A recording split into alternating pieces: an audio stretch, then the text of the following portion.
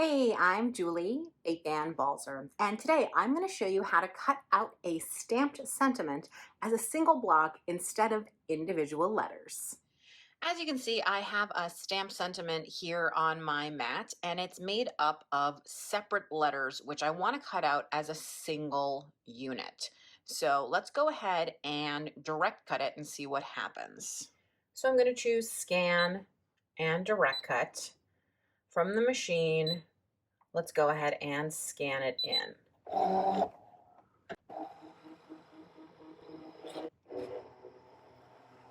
So I can see my scan here on the screen. I'm going to say OK.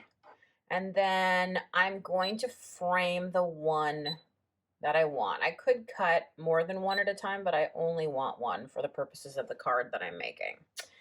Then I'm going to go ahead and zoom in to see what it is that I'm going to be cutting out.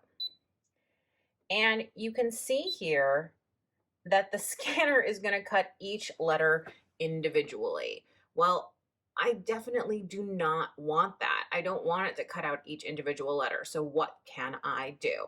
Well, it's actually a very easy fix.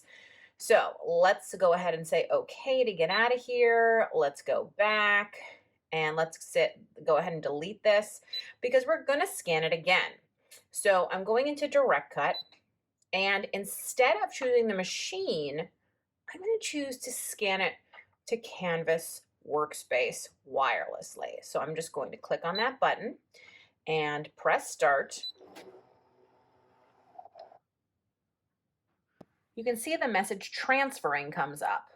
And now it says finished transferring. So I can say okay. And it even gives me instructions here on exactly how to get my file. So let's head to the computer and Canvas Workspace. I'm here in Canvas Workspace online. I'm going to choose New. Then I'm going to go up here to the image tracing option and click it. I want to just do normal tracing, and if you don't see this option, it means that you don't have enhanced tracing installed. I want to select the scanned image from the ScanNCut. Ta-da! There's my image. Now, using this red border, I want to select whatever it is that I want to cut out, and I only want to cut out this one cheers right here. So you can determine the number of colors. This only has two colors. It's black and white. And you can say preview. Now, whatever is blue is what is going to cut out. So let's go ahead and take a look at it. I'm going to say, okay. It's going to ask me if I want to paste the selected image on the work area. And I'm going to say yes. I'd like to see what it is that I'm cutting out. So you can see it looks the same as the scan before, so you're wondering what's happening. Well, I'm going to show you how to convert this. So I'm going to select all the parts, and I'm going to go up to Edit, and I'm going to choose this option right here, which is called Offset Line. So create Offset Line. I want to create a outward line, that's true, but the spacing's a little bit big. I want it to be maybe a little tiny skosh, 0.08. I do want it to be outward.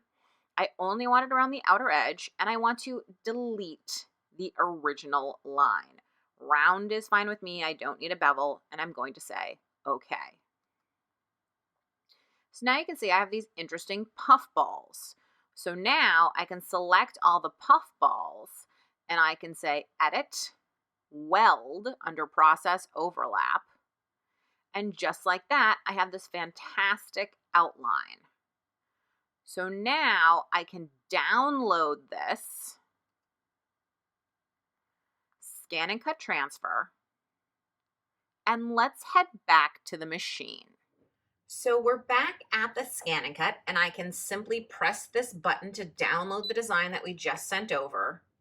And there it is, right around my element. So I can check using the zoom tool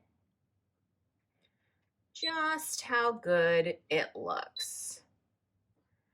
And there it is, just as if there were a custom die for it. So I'm going to say okay, okay again, please select, cut, and press start.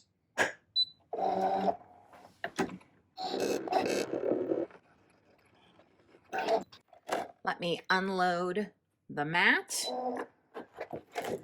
and let's check out how we did.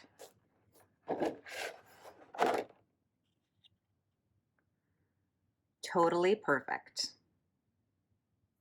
Thanks so much for watching. For more tips, tricks, and tutorials, be sure to check out my blog at balzerdesigns.typepad.com. Subscribe to my YouTube channel, and of course, don't forget about the ScanNCut website at scanandcut.com.